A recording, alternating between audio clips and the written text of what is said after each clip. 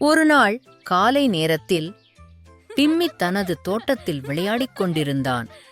அப்போது தோட்டத்திலிருந்த பூக்கள் காற்றில் அசைந்தன.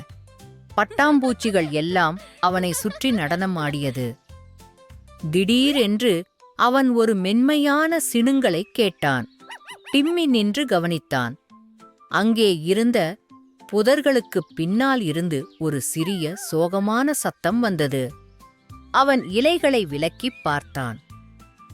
அங்கே சுருண்டு நடுங்கியபடி ஒரு சிறிய நாய்க்குட்டி ஒன்று இருந்தது. டிம்மி கிசுகிசுத்தான். "நீ பயந்து பசியுடன் இருக்கிறாய். நான் உனக்கு உதவுகிறேன்." டிம்மி நாய்க்குட்டியை எடுத்துக்கொண்டு வீட்டுக்குள் மிகவும் மெதுவாக சென்றான்.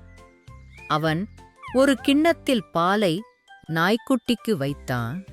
நாய்க்குட்டி பாலை மகிழ்ச்சியுடன் நக்கியது. நாய்க்குட்டி அதனின் வாலை அசைக்கத் தொடங்கியது.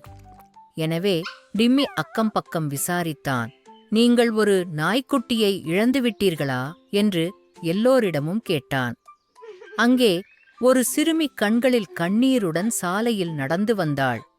"என் நாய்க்குட்டியை யாராச்சும் பாத்தீங்களா?" என்று அவள் அழுதாள்.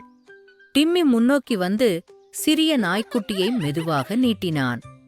அவள் நாய்க்குட்டியை தூக்கி இறுக்கமாக கட்டிப்பிடித்தாள். "என் நாய்க்குட்டியே கண்டுபிடித்ததற்கு மிக்க நன்றி" என்று சொன்னாள். நாய்க்குட்டி கடைசியாக ஒரு முறை வாலை ஆட்டும்போது டிம்மி கையசைத்து "பத்திரமாக பார்த்துக்கொள்" என்று சிறுமியிடம் சொன்னான்.